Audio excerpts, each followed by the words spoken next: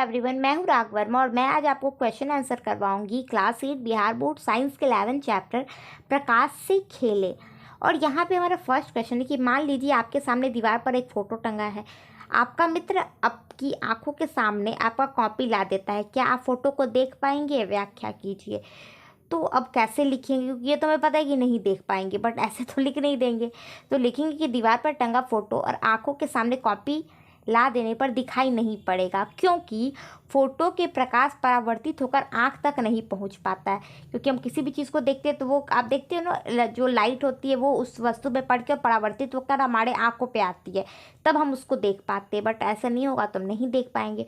और परावर्तित किरण के रास्ते में अपारदर्शक पदार्थ कॉपी आ जाता है और कॉपी के आर पार भी नहीं देख सकते, ये एक अपारदर्शक पदार्थ है। तो इससे क्या होता है, हमें बुक दिखाई नहीं देगा या कॉपी जो भी हो वो दिखाई नहीं देगा। उसके बाद सेकंड क्वेश्चन है कि दिन के उजाले में आप अपने घर की खिड़की में जिन जिन पौधों को देख पाते हैं, अंधेरी रात में उसी खिड़की से उन्हें क्यों नहीं देख पाते हैं। तो आप देखोगे कि किसी वस्तु को देखने के लिए, दृश्य होने के लिए तीन चीज़ होना आवश्यक है। पहला तो वो वस्तु जिसे हमें देखना है वो होना चाहिए। दूसरा है प्रकाश का स्रोत होना चाहिए, वहाँ पे लाइट हो या सूरज का लाइट हो यानी सन का, या फिर ट्यूब कैंडल कुछ तो होना चाहिए वहाँ पे। और तीसरी बात, हमारे पास आँख होनी चाहिए। और ये तीनों चीज़ें नहीं रहेगी तो हमें दिखाई नहीं देगा। और यही रीज़न है कि अंधेरी रात में प्रकाश का स्रोत नहीं रहता है, इस कारण हमें पौधे दिखाई नहीं पड़ते हैं। उसके बाद है नियमित और विशिष्ट परावर्तक की अंतर किरण आरेख की सहायता से बनाइए।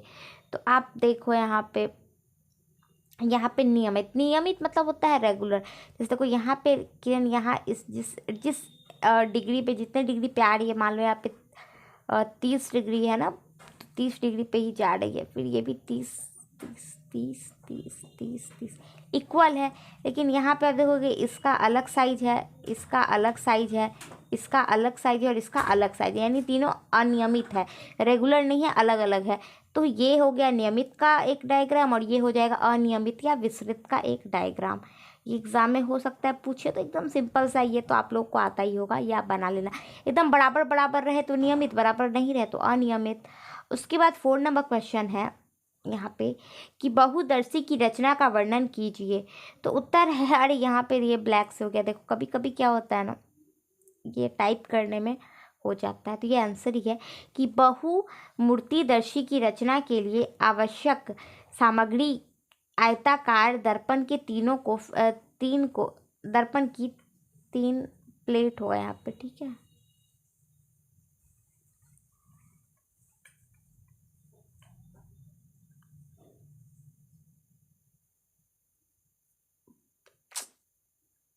को यार मैं अच्छे से लिखती हूँ। ये क्या हो जाएगा यहाँ पे, तीनों,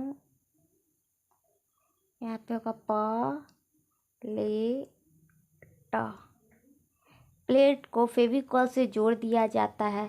फिर उसे बेलनाकार डिब्बे में डालकर डिब्बे में एक सिरे पर गत्ते से बंद करके एक छिद्र छोड़ दिया जाता है ताकि अंदर देखा जा सके। उस छिद्र पारदर्शी प्लास्टिक चिपका दिया जाता है और डिब्बे के दूसरे सिरे पर समतल कांच की वृत्ताकार प्लेट लगाकर इस प्लेट को रंगीन चूड़ियों के टुकड़े रखकर घिसे हुए कांचों की प्लेट में बंद कर दे। अब हम चित्र में देखते हैं तो तरह तरह के पैटर्न दिखाई देते हैं। इस रचना को बहुमूर्तिदर्शी कहा जाता है, यानी प्रिज्म कहा जाता है। और आप देखो, मैं एक प्रिज्म की आपको तस्वीर दिखाती हूँ। ये जो है इसे ही हम प्रिज्म कहते हैं। ये आप भी घर पे बनाकर ट्राई कर सकते हो और बहुत इंटरेस्टिंग रहता है, बहुत मज़ा आएगा। 5 नंबर क्वेश्चन है कि मानव नेत्र का नामांकित चित्र बनाइए। तो आप यहाँ पर देखो, जो मानव नेत्र है ये बहुत ही सिंपल है। आप देखो यहाँ पे क्या करना है, थोड़ा सा ऐसे कर्व और उसके बाद सर्कल बनाएंगे, ठीक है। डबल लेयर डालेंगे, 3 लेयर डालेंगे।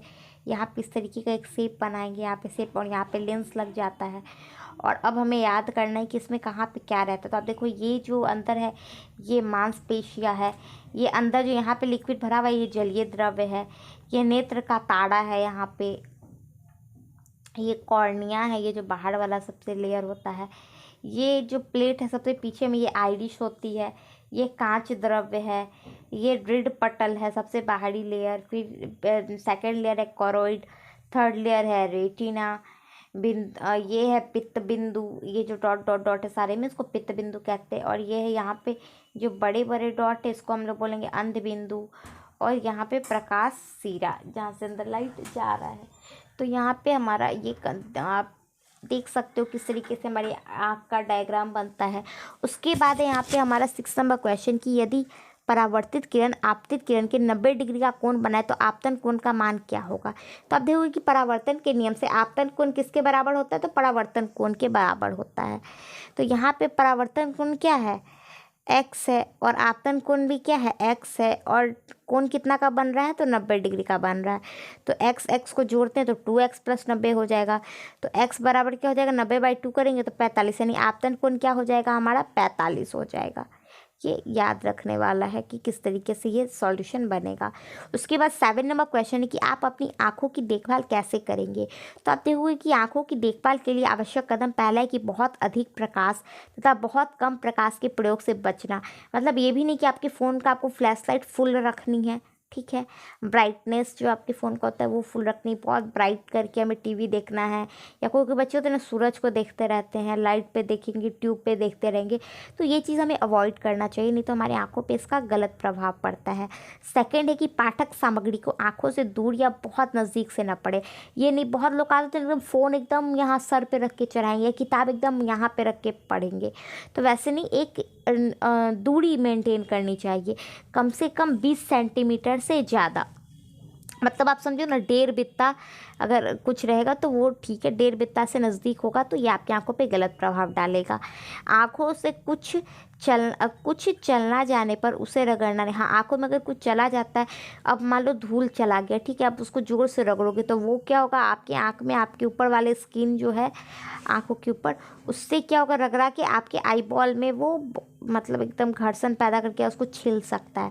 इसलिए अगर आँख में कुछ चला गया तो उसको कभी रगड़ना नहीं चाहिए। फिर आँखों को साफ पानी से बार बार कपड़े पहनाएं, आँखों से साफ साफ पानी से बार बार धोने चाहिए, ठीक है। ये नहीं होगा, बार बार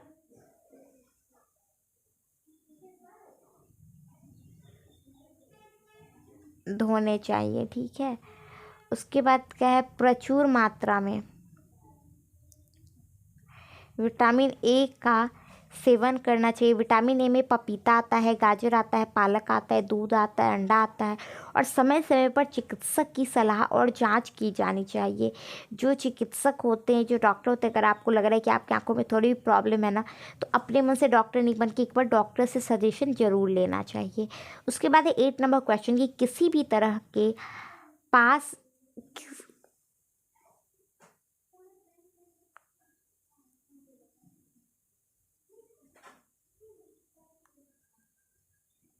तो देखो, किसी काम के पास जाते हुए दृष्टि निशक्त व्यक्ति को देखकर तुरंत दौड़ पड़ेंगे और उन्हें नामांकित करके उनके लोकप्रियता स्थान पर पहुंचाएंगे। मतलब अगर आप किसी दृष्टि निशक्त मतलब होता है कोई अंधे व्यक्ति से अगर आप मिलोगे तो आप क्या करोगे, तो हम क्या करेंगे, वहाँ पे जाके उनसे पूछेंगे, हाँ भैया, यहाँ दीदी, या हाँ अंकल, आप कहाँ जाना चाहते हो।